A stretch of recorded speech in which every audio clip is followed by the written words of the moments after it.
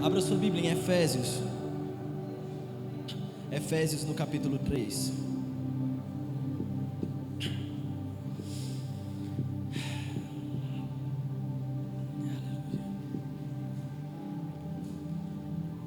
Efésios no capítulo 3, logo no verso 1, a Bíblia diz assim: por esta causa, eu, Paulo, sou prisioneiro de Jesus Cristo por vós, os gentios.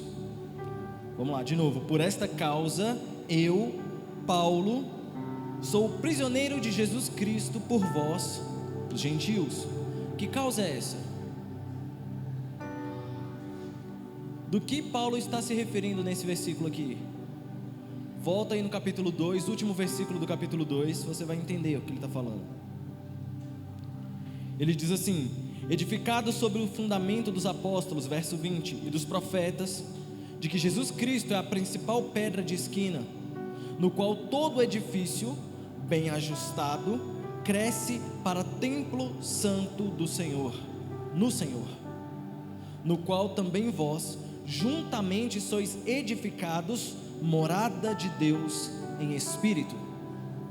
Sabe o que é ser igreja? É ser morada de Deus em espírito. O peso dessa responsabilidade deveria no mínimo te deixar em pânico, ao saber que Deus escolheu você para fazer residência. Estão comigo? Volta para o capítulo 3, verso 2: se é que tendes ouvido a dispensação da graça de Deus, que para convosco me foi dada, como me foi este ministério manifestado pela revelação, como antes um pouco vos escrevi. Por isso, quando ledes, podeis perceber a minha compreensão do mistério de Cristo. Repita comigo: mistério de Cristo, o qual noutros séculos não foi manifestado aos filhos dos homens, como agora tem sido revelado pelo Espírito aos seus santos apóstolos e profetas, a saber que os gentios são co-herdeiros e de um mesmo corpo e participantes da promessa em Cristo pelo Evangelho, do qual fui feito ministro pelo dom da graça de Deus, que me foi dado segundo a operação do seu poder. A mim, o mínimo de todos os santos, me foi dada esta graça de anunciar entre os gentios, por meio do Evangelho, as riquezas incompreensíveis de Cristo. Diga: incompreensíveis. E demonstrar a todos qual seja a comunhão do mistério, que desde os séculos esteve oculto em Deus, que tudo criou por meio de Jesus Cristo, para que agora, pela igreja, a multiforme sabedoria de Deus seja concedida dos principados e potestades nos céus, segundo o eterno propósito que fez em Cristo Jesus nosso Senhor, no qual temos ousadia e acesso com confiança pela nossa fé nele. Portanto, vos peço que não desfaleçais nas minhas tribulações por vós, que são a vossa glória. Por causa disto me ponho de joelhos perante o Pai de nosso Senhor Jesus Cristo, do qual toda a família nos céus e na terra toma o nome, para que, segundo as riquezas da sua glória, vos conceda que sejais corroborados com poder pelo seu Espírito no homem interior, para que Cristo habite pela fé nos vossos corações, a fim de que, estando arraigados e fundados em amor, poderdes perfeitamente compreender com todos os santos qual seja a largura e o comprimento e a altura e a profundidade, e conhecer o amor de Cristo, que excede todo o entendimento, para que sejais cheios de toda a plenitude de Deus. Ora, aquele que é poderoso para fazer tudo muito mais abundantemente além daquilo que pedimos ou pensamos, segundo o poder que em nós opera, a esse glória na igreja, por Jesus Cristo, em todas as gerações, para todo sempre. Amém. Eu gosto de fazer leituras completas. Para mim, os textos que muitas vezes são decorados e absorvidos de forma tão cultural, passam a ter mais sentido. Muitos dos versículos que nós lemos, nós aprendemos ele isoladamente, mas quando a coisa se junta, você vê um desenho tão mais completo, tão mais bem formado. Eu estava refletindo sobre esse texto essa semana, mais precisamente sobre esse combo de passagens que vai de Efésios 2, 3 e 4, e você percebe que são textos extremamente eclesiásticos da parte do apóstolo Paulo. São textos, são redações que estão deixando com muito mais clareza qual é o nosso propósito de existência nessa terra. O apóstolo Paulo precisa ser muito detalhista, precisa ser muito pedagógico, precisa ser minucioso para nos explicar isso, porque ele mesmo diz no texto que se trata de uma riqueza incompreensível. Ele mesmo diz no texto que se trata de um mistério de Cristo e um mistério que estava com Deus. Sabe por que ele utiliza essa linguagem? Porque na verdade a palavra igreja, ela só aparece na Bíblia a partir do Novo Testamento. No Antigo Testamento você não vê essa referência, você vê referências a santuário, você vê referências a tabernáculo, você vê referências a templo, você vê referências a Israel como nação, mas não existe essa coisa de igreja. E para o judeu, entender que na verdade o Messias viria para fundar um novo tipo de povo não era tão assimilável, não era tão fácil de compreender assim, porque eles sempre se viram como o destino final das promessas de Deus. Abra sua Bíblia agora em Hebreus no capítulo 1. Hebreus no capítulo 1. Abre aí.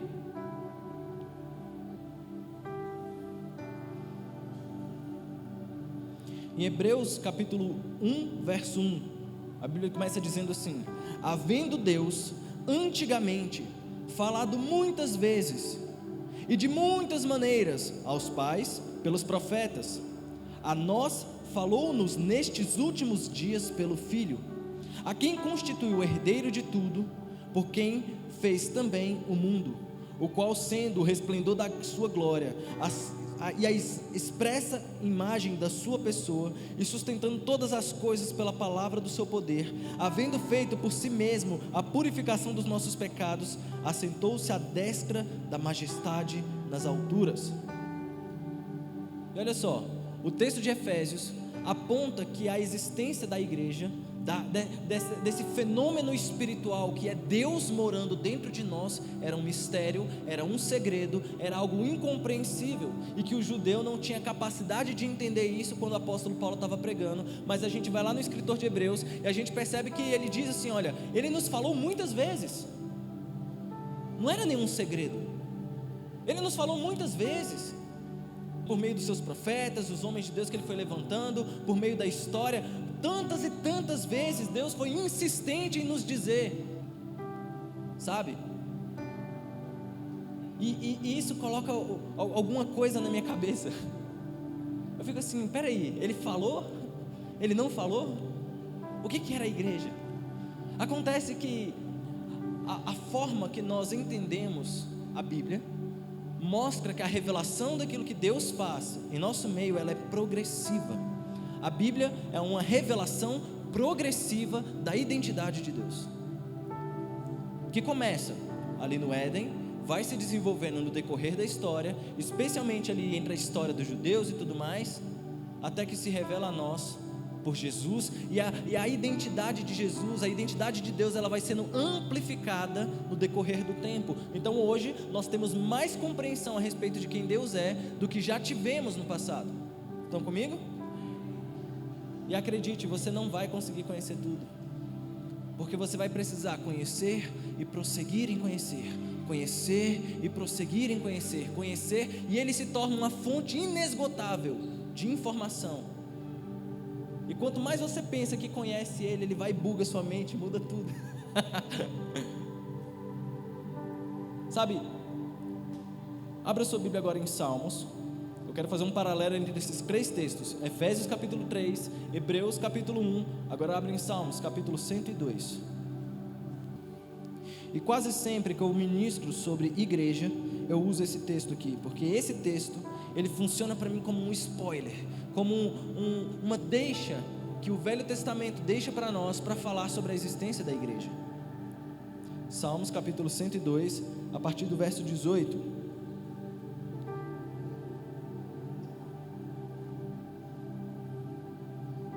Eu vou ler a partir do 16, que eu gosto mais. Quando o Senhor edificar a Sião, aparecerá na sua glória. Ele atenderá a oração do desamparado e não desprezará a sua oração. Isto se escreverá para a geração futura. Diga, geração futura. E o povo que se criar louvará ao Senhor. O texto desse salmista diz assim: olha, a minha vida é tão passageira, a minha existência ela é como um sopro, ela é como uma erva que hoje brota, mas amanhã ela murcha.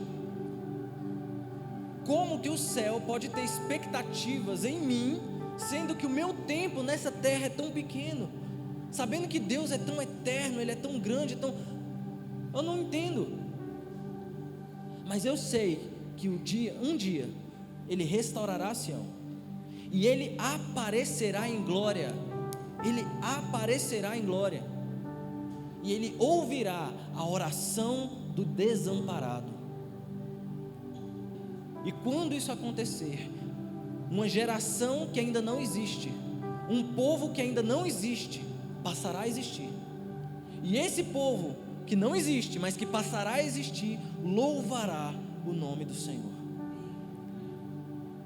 Às vezes a gente entende errado o significado de igreja, porque nós perguntamos para a pessoa errada. Então, se você pergunta para o Aurélio, ele vai dizer que igreja é um conjunto de pessoas que se reúnem em um determinado lugar, que faz uma reunião quase sempre frequente, regular, onde se trocam ali algumas informações, onde se canta. Cara, não é isso que é ser igreja.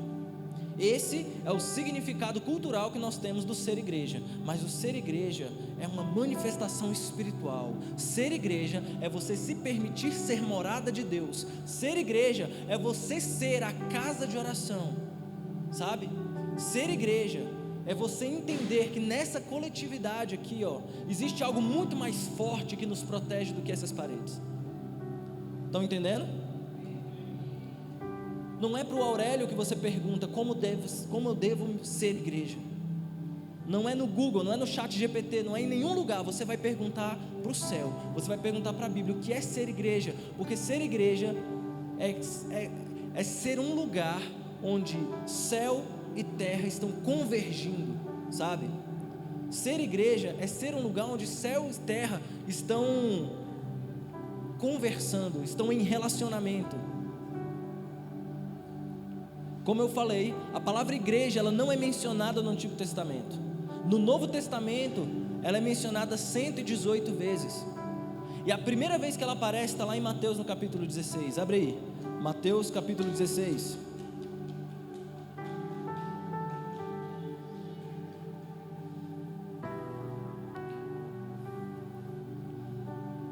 Em Mateus no capítulo 16, Jesus se reúne com seus discípulos, faz duas perguntas aos seus discípulos: quem dizem os povos que eu sou?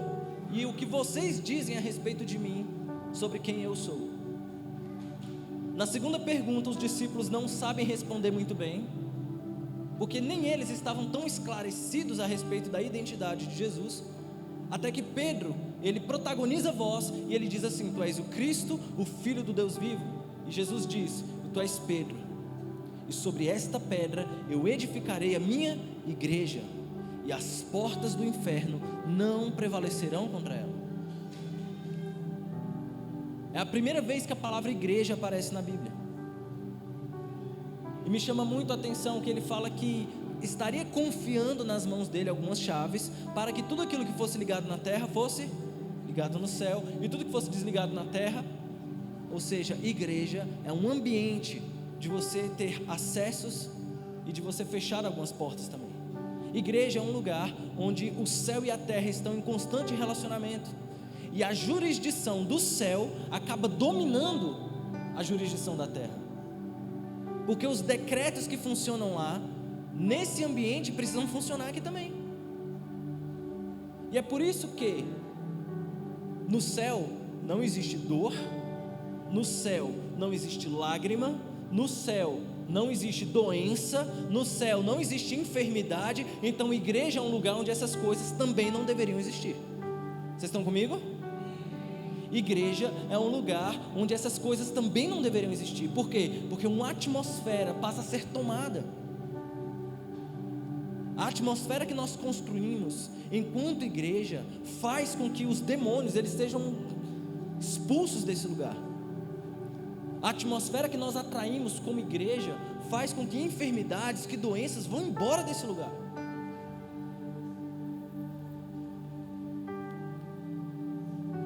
Não é minimamente aceitável que tenha algum doente entre nós. Não é minimamente aceitável que exista um faminto entre nós. Não é minimamente aceitável, sabe, que exista tantas comorbidades entre nós. Não é minimamente aceitável. Nós precisamos entender que essa revelação progressiva ela tem efeitos em nós. Quanto mais você vai descobrindo a respeito de Deus, mais você vai sendo transformado por meio dele, sabe?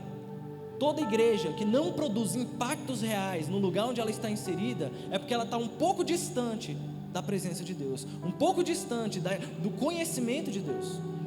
Porque quando nós estamos cada vez mais próximos de quem Ele é, quando o nosso relacionamento vai sendo aguçado, vai sendo aprofundado, sabe, as coisas começam a mudar ao nosso redor, e não existe uma explicação lógica para isso, mas acontece. Abra sua Bíblia em Coríntios, 2 Coríntios,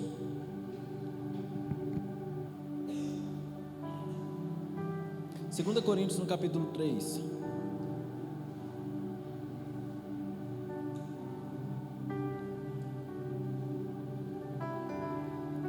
A história de 2 Coríntios, no capítulo 3, é o apóstolo Paulo fazendo menção daquilo que foi o Antigo Testamento e trazendo o peso e a responsabilidade do que é viver sobre a atmosfera que é gerada no Novo Testamento.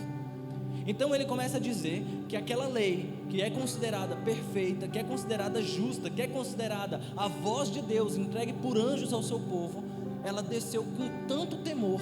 O monte fumegava, sabe, raios e trovões e tudo, e aquilo gerou uma atmosfera tão poderosa, onde Moisés, passando uma temporada na presença de Deus, desce do monte com a face brilhando.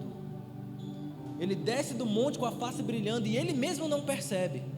É preciso que alguém diga para ele que ele está com o rosto brilhando, porque na presença de Deus, a preocupação com a própria identidade é tão baixa, é tão inexistente, que você simplesmente é transformado pelo impacto dessa presença e você não percebe, sabe? Tiveram que pegar um pano para cobrir a face dele, de tão poderosa. E gente, nós estamos falando da lei, sabe aquela lei que na verdade parou de ter efeitos no Novo Testamento? Sabe aquela lei que por muitas vezes foi a munição dos fariseus, a munição dos religiosos para prender as pessoas? Essa lei, ela veio de Deus, e vindo de Deus, ela causou essa transformação na expressão de Moisés. E o apóstolo Paulo está dizendo: se vocês consideram isso algo tão poderoso, quanto mais a glória que está por vir, porque mesmo vindo de Deus, aquele brilho saiu do rosto dele. Aquele brilho não durou para sempre, aquele brilho acabou. Mas sabe, o resplendor que está contido nos olhos de Jesus, descrito por João lá em Apocalipse, nunca vai acabar. O resplendor, sabe, o fato do rosto de Jesus ser extremamente luminoso, isso nunca vai acabar.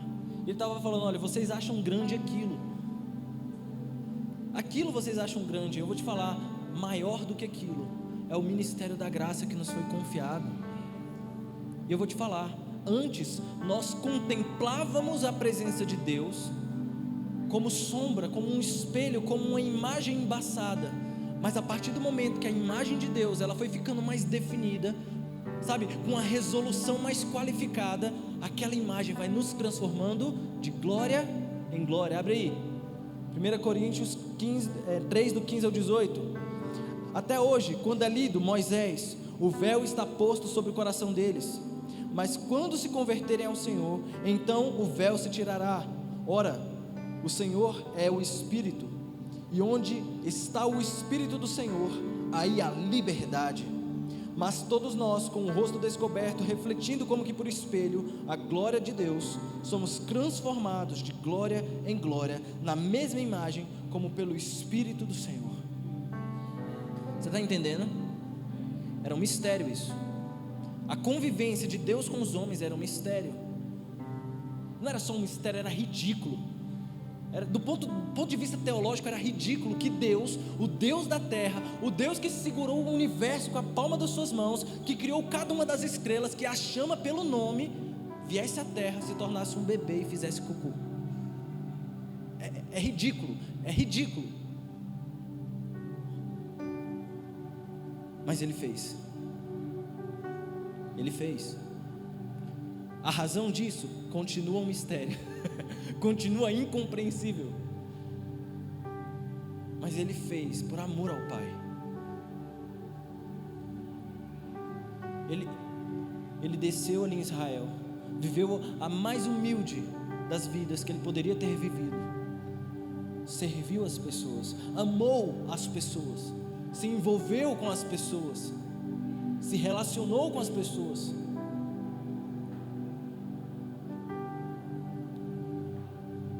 Jesus, Ele veio para cá para nos demonstrar que o céu tem outro tipo de expectativa com os nossos comportamentos. O céu tem outro tipo de expectativa com os nossos comportamentos. Não é da forma que nós entendemos, não é da forma que nós fazemos.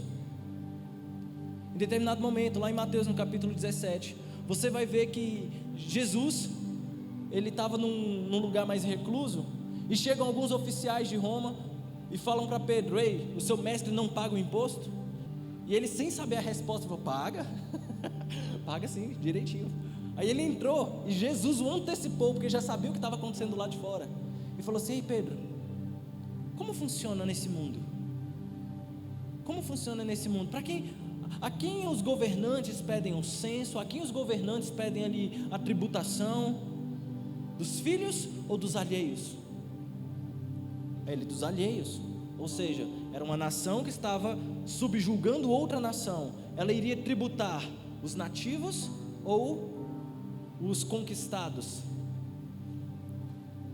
Ah não, é dos conquistados. Não, no meu reino não vai ser assim não. No meu reino maior é o que serve. Vamos fazer o seguinte, para não dar problema, vai lá, joga um anzol no meio do mar. Olha as orientações de Jesus.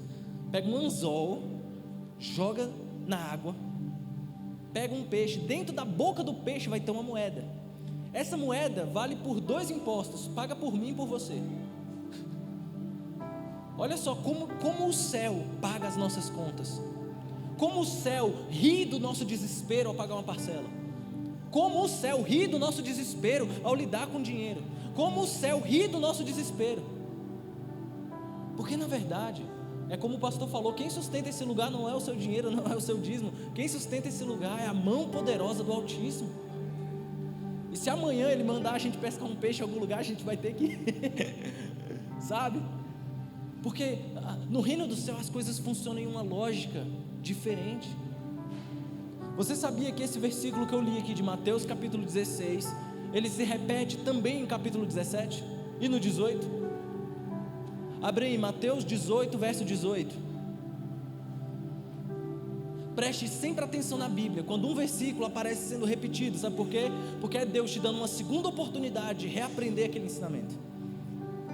No primeiro, Ele estava falando com Pedro: Pedro, tu és pedra, sobre esta pedra edificarei a minha igreja, tudo que ligar na terra será ligado no céu. Superpoderes, convergência, anjos, sabe, andando no nosso meio, coisa maravilhosa. Mas o capítulo 17 começa com Jesus sendo transfigurado na presença dos discípulos e eles não entendendo nada. Logo depois, um pai leva um filho endemoniado para que os discípulos pudessem tomar alguma providência. Eles já estavam empoderados com essa chave que liga e desliga. Eles já estavam empoderados, mas não conseguiram fazer nada. Não conseguiram expulsar o coitado do demônio. Aí Jesus: oh, geração incrédula, até quando estarei com vocês? Traz o endemoniado para cá. Trouxe o menino, expulsou o demônio e resolveu o problema. Eles tinham acabado de acessar a chave que liga e desliga as coisas no céu, e não conseguiram. Aí o capítulo termina com essa parte do peixe, onde as pessoas vão cobrar impostos de Jesus, e Pedro, preocupado, entra, e Jesus já sabe cada uma das nossas necessidades antes que ela venha à nossa boca. Ele antecipa Pedro e fala: Pedro, a solução do seu problema está posta na boca de um peixe há muito tempo. A solução do seu problema está posta na boca de um peixe há muito tempo. Eu faço os milagres antes de vir um problema. Aí capítulo 18. O capítulo 18 é um dos capítulos mais eclesiásticos do Evangelho, porque o capítulo 18 é uma série de entendimentos que Jesus nos dá para que nós funcionemos como igreja, diferente dos padrões desse mundo. Porque lembra do padrão desse mundo? Ama o teu amigo e aborrece do teu inimigo. Mas eu não, eu digo o seguinte: amem também os vossos inimigos. Aí o que ele diz? Se um irmão da igreja, aí ele fala igreja pela segunda vez, se o irmão da igreja vier ter um problema com você, vai lá e tenta resolver o problema. Não sai com raiva do seu irmão não, vai lá e resolve o problema. Mas o irmão é difícil, leva outro com ele, vai contigo no meio do caminho, e vai conversando com ele, vai tentando ganhar o coração dele, vai tentando amolecer o coração dele. Mas ele é muito difícil, pastor, muito difícil, terrível. Então, submete a igreja, e se ainda assim ele não se converter do seu mau caminho, trata-o como um publicano, trata-o como um pecador e um publicano. Eu sempre vi a Bíblia lidando com esse texto como se fosse um protocolo de resolver treta dentro da igreja. Teve uma treta com seu irmão, é assim que se resolve, sabe? É assim que se resolve. Traz o irmão para cá, ganha o coração dele, não ganhou, tenta de novo, leva mais um, leva para a igreja, submete, trata-o como gentil e publicano. Se ele não se converter, ou seja, nem crente ele é, porque o crente, ele tem coração tratável, o crente, ele é disciplinável, o crente se converte do seu mau caminho. Se está dentro da igreja, mas não muda, continua sendo casca grossa, continua sendo difícil, continua sendo velha criatura, quer dizer que nova criatura nunca foi. Trata-o como um publicano. A pergunta é: como que Jesus tratou os publicanos? Essa é a pergunta. Porque Jesus tratou todos os publicanos com amor. Ele falou assim: olha, você deve amar e tratar um publicano como eu tratei Zaqueu, como eu tratei Mateus, como eu tratei todas essas pessoas. Mas não é porque são alvos da nossa dedicação, do nosso empenho, da nossa busca por transformar, que são igreja também. E aí que a gente entra num problema, porque muitas vezes nós romantizamos a coisa do ser igreja, mas em muitas vezes, dentro da igreja, há pessoas que não são igreja. Estão comigo? Na quarta-feira eu preguei aqui sobre o paradoxo do queijo. Quem conhece o paradoxo do queijo? O paradoxo do queijo funciona assim: quanto mais buracos há no queijo, menos queijo há no queijo. Entendeu? Quanto mais buracos há no queijo, menos queijo tem no queijo. Porque ele pode ter tamanho, mas tamanho não quer dizer densidade. Muitas vezes essas pequenas falhas que nós ainda toleramos aqui dentro, nós ainda toleramos funcionando como igreja assim, faz com que todo o nosso crescimento seja inflado. E Deus, ele não está querendo colocar vento na sua vida espiritual. Deus não está querendo colocar vento naquilo que você produz. Ele quer que você tenha consistência, Ele quer que você se transforme. É assim que funciona. E o trabalho da igreja é garantir que esses espaços sejam preenchidos corretamente. Abra sua Bíblia em Mateus, no capítulo 13. Mateus capítulo 13, verso 24, diz assim: propôs-lhes outra parábola, dizendo: o reino dos céus é semelhante ao homem que semeia boa semente no seu campo. Mas, dormindo os homens, veio o seu inimigo e semeou o joio no meio do trigo. E retirou-se, e quando a erva cresceu e frutificou, apareceu também o joio. E os servos do pai de família, indo ter com ele, disseram-lhe: Senhor, não semeaste tu no teu campo boa semente? Por que tem então joio? E ele lhes disse: o inimigo é quem fez isso. E os servos lhes disseram: queres, pois, que vamos arrancá-lo? Ele, porém, lhe disse: não, para que ao colher o joio, não arranqueis também o trigo com ele. Deixai crescer ambos juntos até a ceifa, e por ocasião da ceifa direi aos ceifeiros: colhei primeiro o joio, e atai-o em molhos para o queimar, mas o trigo juntai-o no meu celeiro. E aí ele segue com outra parábola. Olha só, o campo era o mesmo, mas no mesmo campo floresceu dois tipos de sementes. Uma que foi plantada pelo Senhor, uma boa semente, e uma outra que foi plantada por um inimigo, que queria prejudicar esse Senhor. A gente vai estar lendo a Bíblia muito errado se a gente estiver vendo no outro, na pessoa que está lá fora, o joio. A gente vai estar lendo a Bíblia muito errado se a gente projetar no desviado, lá fora. Não, o joio está aqui, ó. O joio está crescendo na mesma terra. O joio está crescendo no mesmo lugar, no mesmo ambiente. O joio está se aproveitando dos mesmos nutrientes que deveriam estar abastecendo você. Mas a gente não sabe quem é. Graças a Deus, nós não somos oniscientes. Ele sabe. Então, em tese, todos são tratados como trigo. Mas sabe o que denuncia se é trigo ou joio? Olha aqui o versículo: quando eles começaram a frutificar. Ou seja, o fruto que você gera denuncia a natureza que você pertence. O fruto que você gera denuncia a natureza ao qual você pertence, porque não existe mudança de natureza, sabe? Tipo assim, não era uma semente de joio e virou trigo no meio do caminho, não. Ele continuou sempre sendo trigo, sempre sendo joio, sempre sendo trigo. E recebendo os benefícios de uma terra fértil. Somos terra fértil, amém? Tudo floresce. Esse é o problema, inclusive, da terra fértil. O problema da terra seca é que tudo que você joga não nasce. Só que o problema da terra fértil é que tudo que você joga nasce. Então, se somos uma terra fértil, devemos ter muito cuidado, porque florescendo junto conosco, pode estar florescendo sementes que não foi Deus quem plantou. Estão comigo? Estou pegando leve? Sabe o que é ser igreja? Igreja é um lugar onde joio e trigo crescem junto. E você ora: Deus, manda os seus anjos para tirar aquele irmão endemoniado da minha vida.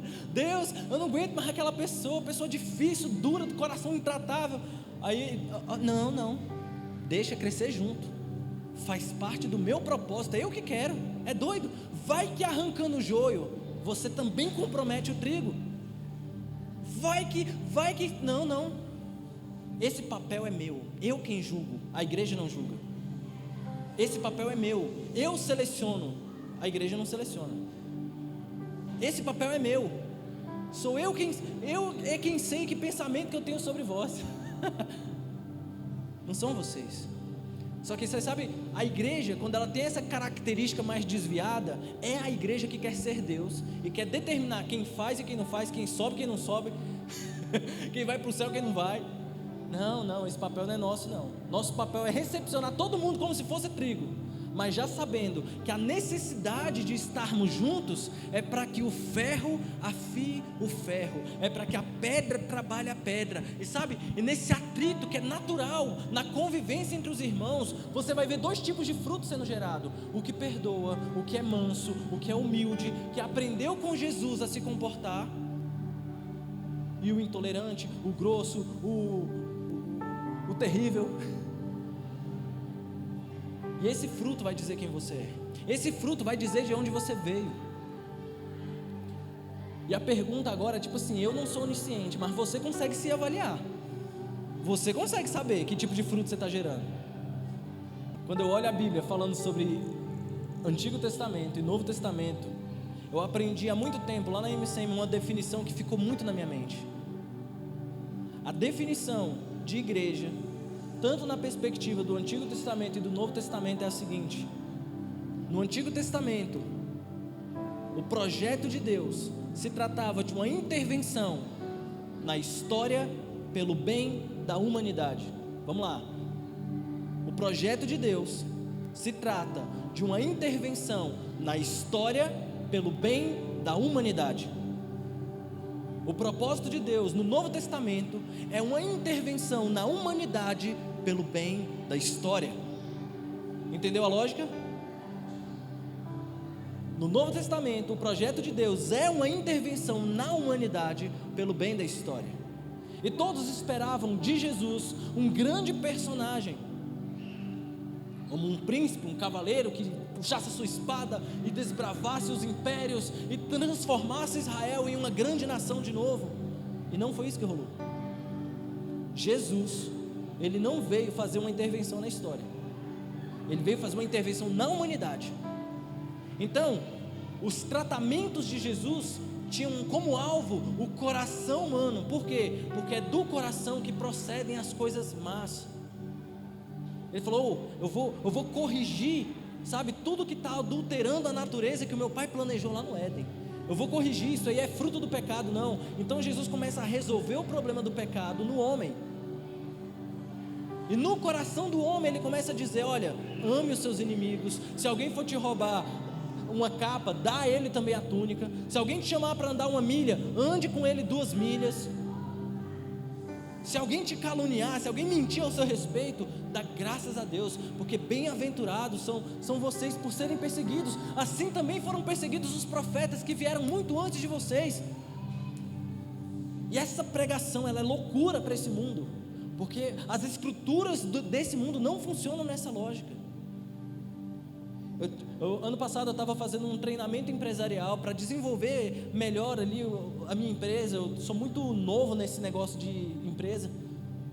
E cara, quando eu estava lendo os manuais de liderança que garantem a prosperidade no mundo de hoje, eu percebo que Jesus reprovaria em todos. Jesus reprovaria em todos os manuais de liderança modernos sobre como ter uma vida bem-sucedida.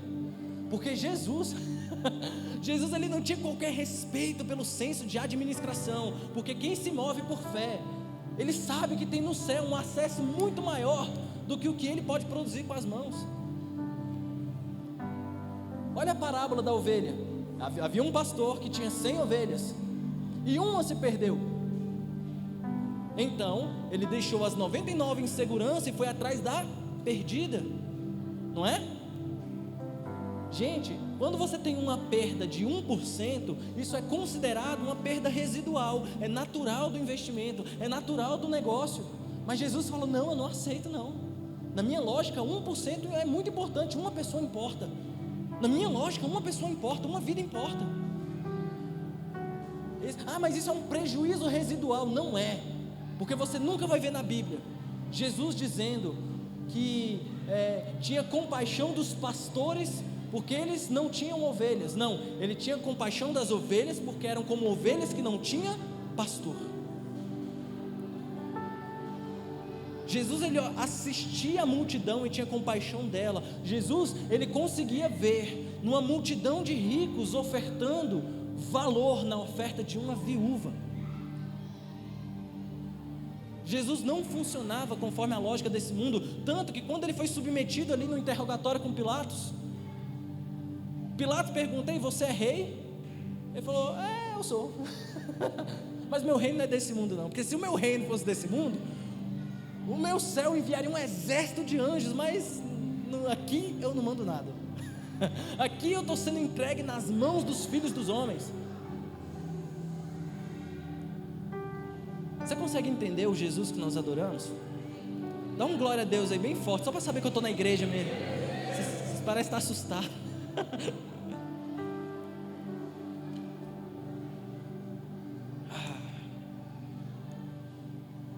Abra sua Bíblia em 3 textos agora. Eu quero ser bem rápido, bem ágil hoje. Primeiro texto, Mateus no capítulo 10, verso 1.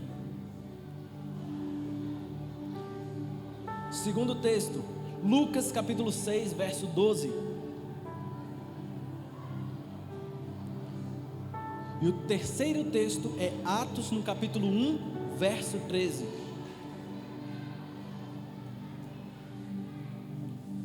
Nestes 3 endereços que eu passei para vocês, contém as listas apostólicas. O que é uma lista apostólica? É quando o evangelista ele registra quem eram os discípulos que faziam parte da equipe de Jesus. Quando eu inicio um processo de discipulado com alguém, a primeira coisa que eu ensino para essas pessoas é quem foram os 12 apóstolos de Jesus. São as 12 pessoas mais importantes da sua história, e às vezes a gente só decora o Pedro, Tiago e João no barquinho. Mas a gente esquece que haviam outros discípulos que faziam parte da comitiva de Jesus, amém? Na primeira versão, a versão de Mateus, ela apresenta 12 discípulos e ela coloca uma aspas para falar sobre Mateus. Então fala assim, olha: chamou Deus, depois de um tempo de oração, 12 dos seus apóstolos, né? André e Simão, seu irmão, Tiago e João, filhos de Zebedeu. Ele vai falando sobre Mateus, sobre Tiago, filho de Alfeu. Ele vai falando sobre Bartolomeu e tantos outros que às vezes a gente não decora, porque não foram tão presentes na história clássica, mas eram discípulos de Jesus. E esse Mateus aqui é o mesmo que em outro lugar é chamado de Levi, e foi necessário que ele mudasse de nome, para que ele tivesse um nome cada vez mais diferente, porque a profissão que ele tinha o estigmatizava. Eu não sei se você sabe o que é um publicano, mas um publicano ele é um funcionário público, por isso que ele é um publicano, ou seja, ele trabalhava para o governo que oprimia aquela nação. Enquanto servidor público, a sua responsabilidade era coletar impostos, e coletar impostos para uma outra nação era um tema muito polêmico e muito sensível do ponto de vista político.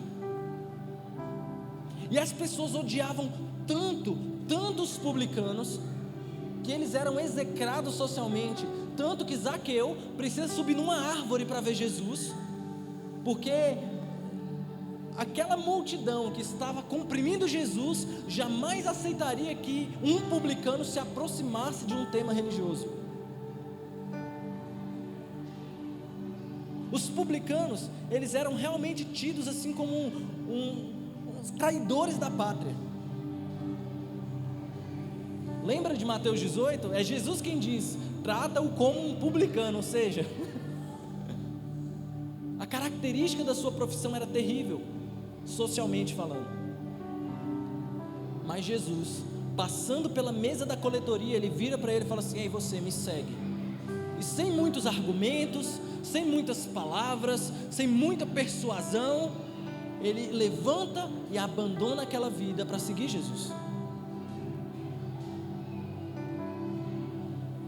Vocês estão me ouvindo?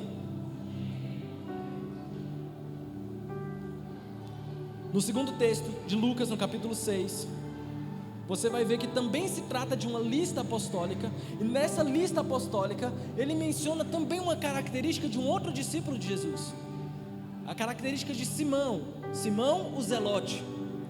Como existiam 2 Simãos, é fácil a gente confundir.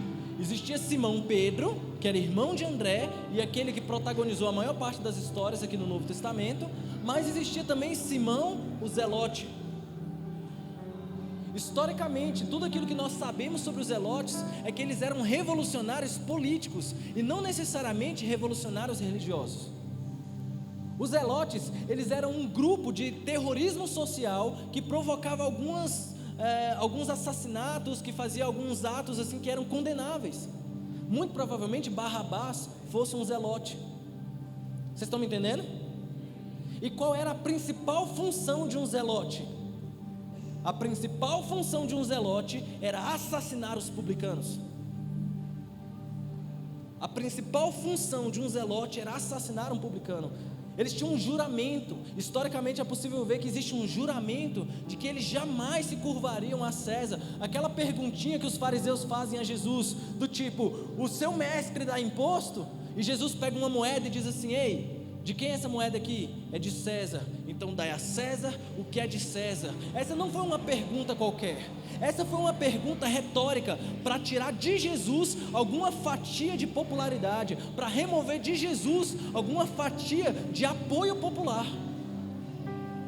Porque se Jesus fosse contra os impostos, as pessoas iriam achar perigoso andar com Jesus. E se Jesus fosse a favor dos impostos, o povo mais pobre iria ficar com raiva de Jesus. Então era uma pergunta onde Jesus sofria prejuízo nas duas faces da moeda. E com as duas faces da moeda ele respondeu sabiamente aquelas pessoas. Estão me entendendo?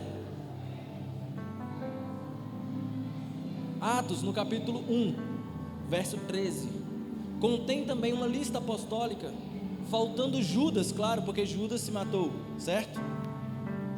E nessa lista, os dois são mencionados juntos: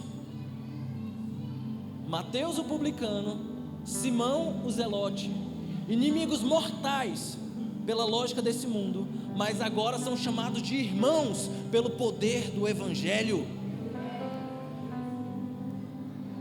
Eles estavam naquela mesa, assentados com Jesus, comendo. Eles estavam presentes naquele momento em que Jesus pega uma bacia, pega uma toalha e lava os pés deles. Jesus estava lavando os pés de dois inimigos mortais, que na perspectiva do Evangelho se tornaram igreja. Por quê? Porque igreja é um lugar onde céu e terra coexistem, e as nossas animosidades, as nossas inimizades, elas não têm nenhum sentido. Igreja é um lugar onde a convivência entre dois diferentes é pacífica. Por quê? Porque existe um Espírito Santo que circula entre nós e vai mostrando o quão pequenas são as nossas causas, o quão pequenas são as nossas discussões, sabe? Eu vejo a igreja rachando porque tal lado é pro Lula, tal outro lado é pro Bolsonaro. Gente, que coisa ridícula. Nós não somos dessa terra, nós somos embaixadores do céu. Nós estamos aqui representando uma verdade celestial infinitamente maior. Nada que venha desse mundo pode trazer solução para os problemas que nós enxergamos. Sabe o que traz solução para o faminto? A sua compaixão. Sabe o que traz solução para o injustiçado? A sua compaixão, a sua manifestação de justiça. É isso que muda a estrutura desse mundo. E até hoje ninguém pôde abalar as portas da igreja. Ninguém pode reduzir o que nós vivemos aqui, o que nós fazemos aqui, a uma lente social política. Gente, isso é ridículo. Isso é ridículo. Você não é de direita, você não é de esquerda, você é do alto. A sua origem é outra. A forma que você resolve problemas na sua origem é diferente. Não é igual a dessa terra. Abra sua Bíblia em Gênesis. Gênesis capítulo 28, verso 12. Em Gênesis, no capítulo 28, você conhece um pouco da saga de um fujão. Jacó tinha um irmão chamado Esaú e passou a perna no irmão para receber uma bênção do pai. Quem conhece a história? Quem viu a novela? Esaú jurou o próprio irmão de morte e ele teve que fugir. Ou seja, mesmo sendo abençoado, ele era um fugitivo. Mesmo sendo abençoado, e no caminho lá de Harã, buscando ali talvez uma esposa, uma nova vida, ele percebe que anoiteceu, pega uma pedra, faz dessa pedra um travesseiro e deita e dorme. E dormindo ele teve um sonho espiritual. Nesse sonho ele viu uma das coisas mais confusas para a teologia do Antigo Testamento. Ele viu uma escada que liga a terra e o céu. E ele vendo essa escada, ele sabe que na ponta da escada, lá no céu, existe Deus. E Deus começa a proferir para ele algumas palavras. E falando essas palavras, ele cai em si e fala assim: ei, o lugar que eu estou é um lugar santo, meu Deus do céu. Pegou o travesseiro, ele não tinha nada, ele pegou assim um azeite, jogou em cima da pedra e chamou aquele lugar de Betel. Betel é um lugar onde o céu e a terra conversam. É um lugar onde existe uma escada, que existem anjos subindo e anjos descendo. Você conhece a música da Cassiane? Ou seja, não é uma via única, é uma via de mão dupla. Tem coisa que desce, tem coisa que sobe. Estão me entendendo? Esse é o primeiro desenho espiritual do que vem a ser o interesse de Deus para a nossa terra. Relacionamento. Esse simbolismo, esse desenho, ele traz o céu em conexão com a terra. E isso era absurdo. Se você pegar a história desse episódio para trás, a única coisa mais próxima que criou uma conexão entre terra e céu foi a Torre de Babel. A única coisa. E foi uma tentativa ainda. Havia ensinar alguns homens que desenvolveram uma nova tecnologia. A tecnologia de cozer tijolos e pegar e besuntar eles com piche para construir uma edificação que fosse resistente a um dilúvio novamente. O dilúvio foi tão traumático para aqueles povos que eles tentaram desenvolver uma tecnologia para chegar ao céu sem Deus. E é assim que funciona muitas igrejas hoje em dia. A gente está desenvolvendo tecnologias para chegar ao céu sem Deus, buscando de alguma maneira fugir do juízo dele. Porque o que era o dilúvio? O dilúvio era o juízo de Deus para com o homem. Era o juízo de Deus. Aí eles pensaram: e se a gente construir essa edificação? Não existem montanhas tão altas. Vamos fazer uma edificação construída com as nossas mãos, que isso vai superar em muito o tamanho das montanhas. E caso o céu nos responda com um novo dilúvio, porque eles não acreditavam na aliança, caso o céu nos devolva um novo dilúvio, nós vamos, como é que fala? Impermeabilizar. Vamos impermeabilizar essa construção. E sabe o que o céu fez? É uma das poucas aparições de Jesus no Antigo Testamento. É quando a Trindade tem uma reunião dentro de si mesma e fala assim: cara, desce aqui, você tem que ver isso. Você tem que ver isso. Cara, o céu zombando das nossas iniciativas de chegar ao céu sem Deus. É o céu zombando das nossas iniciativas de chegar ao céu sem Deus. Não, desce aqui.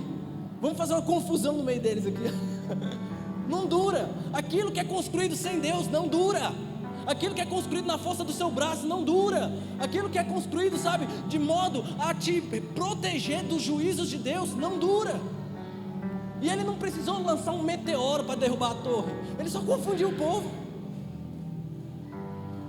Tem tanta igreja que começou tão bem, tão bem, tão bem. Está tudo confuso, está tudo espalhado, está tudo bagunçado aí no meio do mundo. Não dura.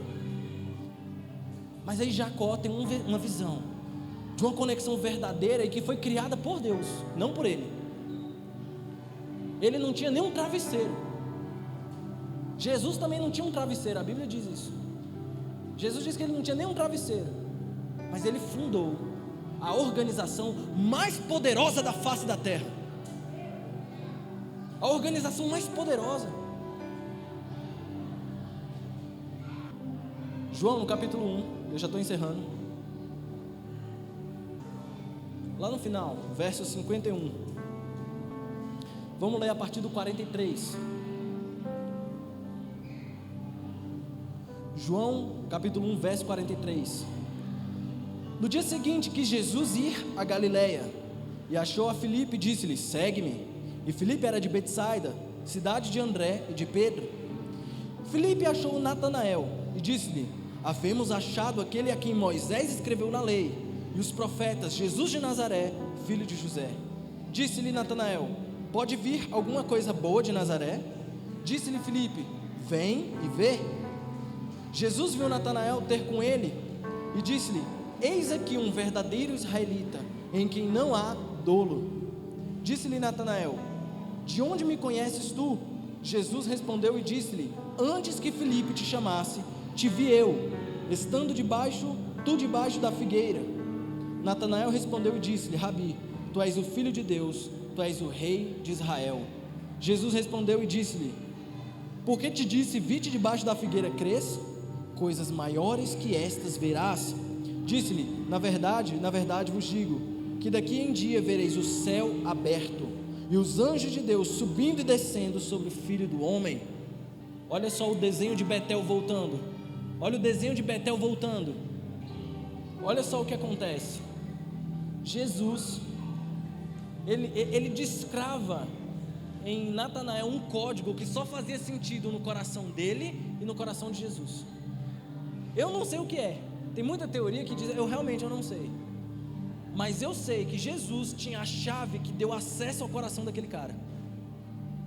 E aquele cara imediatamente chegou a uma conclusão que Pedro só tomou lá no capítulo 16. Tu és o Cristo, o Filho do Deus vivo. Tu és o Cristo, o Filho do Deus vivo. E Jesus achou engraçado o fato de tão rápido ele ter entendido tudo que o Evangelho está tentando fazer com que você entenda. Ele falou, nossa, você já entendeu? Você já assimilou tão rápido? Eu não falei nada, eu só disse que eu te vi na figueira. Eu ainda não operei nenhum milagre na sua frente, eu ainda não fiz nenhuma maravilha, eu não fiz nada. É só isso. Olha, você vai ver o céu aberto. Cara, igreja é lugar de céu aberto, sabe? Igreja é lugar de céu aberto. Se o céu está fechado, está errado.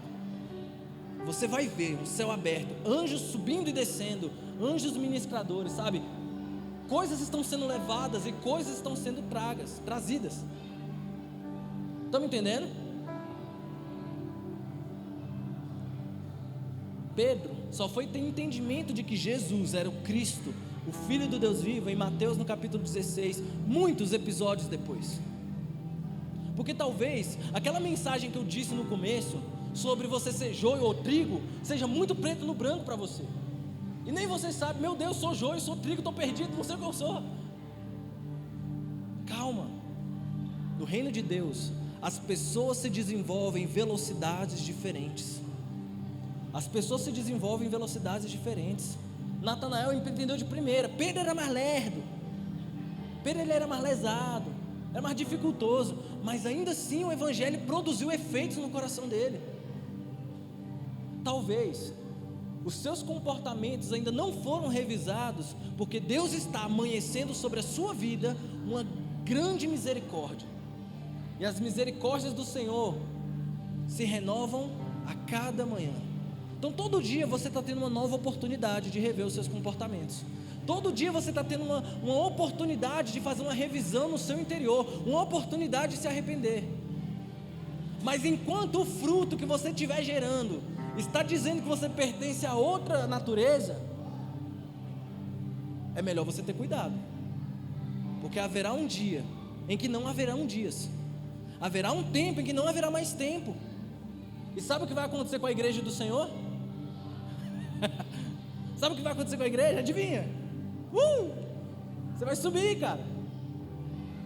E é tão perigosa essa mensagem, porque a Bíblia diz que estarão dois num campo, um subirá e o outro. Estarão dois na mesma cama, um subirá e o outro.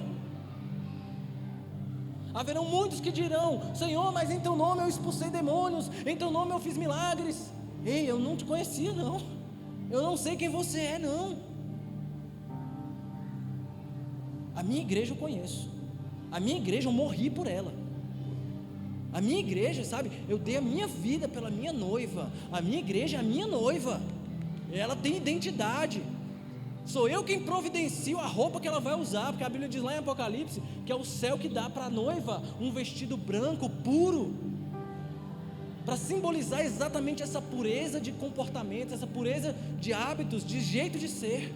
Não tem como você dizer que representa um Deus que não te transforma. Não tem como você dizer que representa um Deus que não te faz vencer sequer a Coca-Cola. Não tem como. Mas eu creio que o processo de cada um é particular, é próprio. Eu não vou te julgar, porque se eu te julgasse pela revelação de Natanael, Pedro seria condenado. Mas não foi, e se tornou um dos apóstolos mais proeminentes no Novo Testamento. Marcos capítulo 8, e com esse texto eu encerro. Marcos capítulo 8.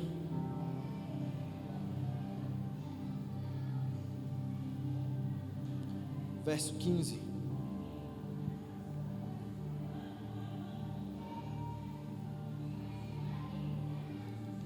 Eu vou resumir aqui para ser mais rápido. Houve uma multiplicação de pães. Quem assistiu aqui o filme? Houve uma multiplicação de pães. Jesus, ele estava pregando há dias para aquela multidão, e as pessoas estavam fitas, prestando atenção naquilo que ele falava. E Jesus, na sua humanidade, percebeu que aquelas pessoas estavam famintas, mas existiam duas fomes brigando ali no meio delas: a fome espiritual e a fome de alimento.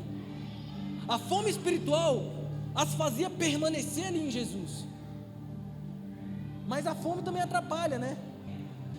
E essa fome atrapalha a forma de você receber a mensagem. E Jesus pensou: cara, eu estou com compaixão dessas pessoas, eu preciso ajudar.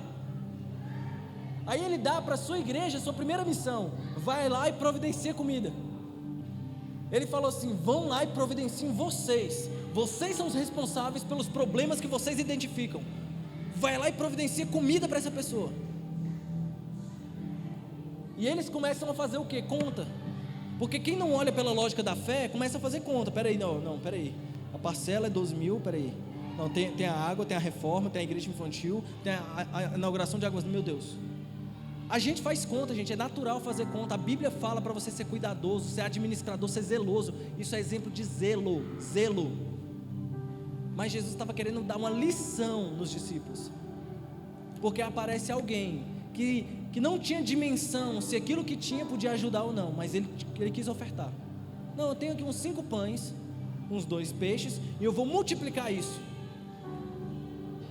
Jesus multiplica os pães. A Bíblia diz que ele reparte os pães, e os pães não se acabavam, e todos comeram, e não só comeram quando sobraram. Já se perguntou por que Jesus faz questão de registrar as sobras? Por quê?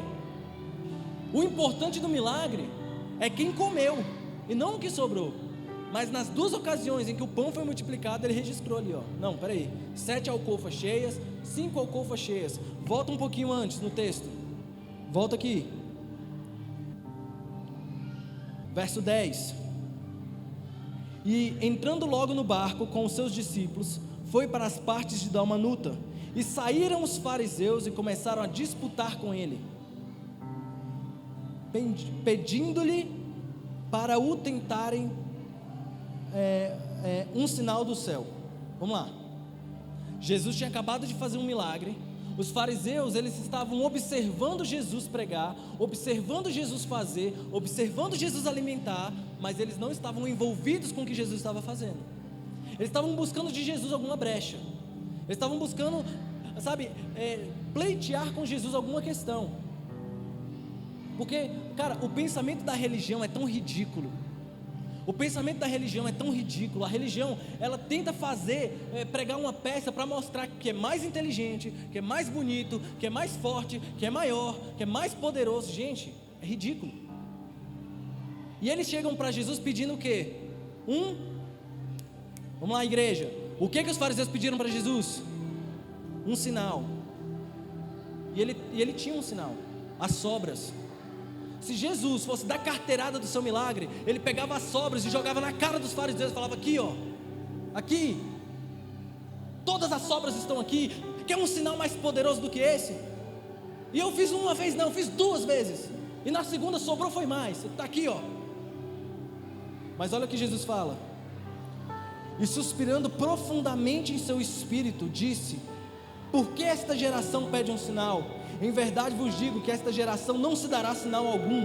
Ou seja, eu tenho as provas do meu agir, mas eu não vou oferecer para vocês. Vocês não são dignos de testemunhar o milagre que eu estou fazendo. Vocês não são dignos, porque a preocupação de vocês não é com a fome dos demais. A preocupação que vocês têm é se vai ter um sinal, é se existe uma prova, se existe uma evidência. Que coisa ridícula. É uma igreja que tem a estrutura de igreja e não se comporta como igreja.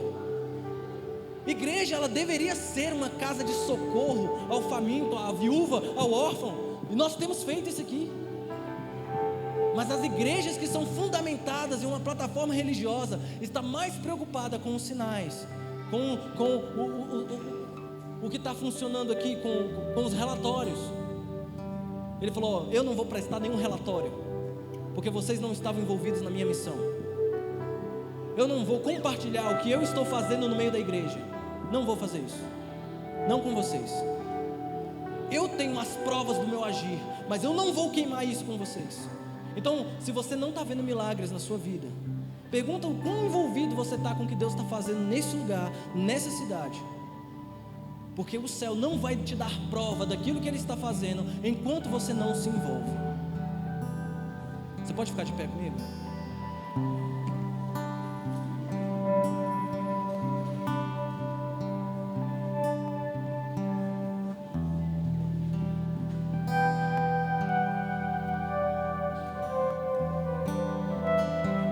Ser igreja é entender que esse lugar é profético. Ser igreja é entender que sobre esse teto existe um céu aberto e que ninguém pode parar o que Deus quer fazer. Ser igreja é ter compreensão de que a forma que as coisas são geridas na perspectiva do céu são diferentes das formas que esse mundo te ensinou a calcular. Ser igreja é entender que a sua fé precisa funcionar também em coletividade. Você não é igreja sozinho. Você não pode acreditar que pode funcionar enquanto igreja sozinho. Igreja é o lugar onde as pessoas crescem juntas e até o difícil serve para te edificar, para te amadurecer, para fazer brotar em você um fruto do Espírito, que é bondade, temperança, sabe? Bondade, sabe? Amor. Os frutos do Espírito precisam germinar em você. Só isso vai dizer a qual natureza você pertence.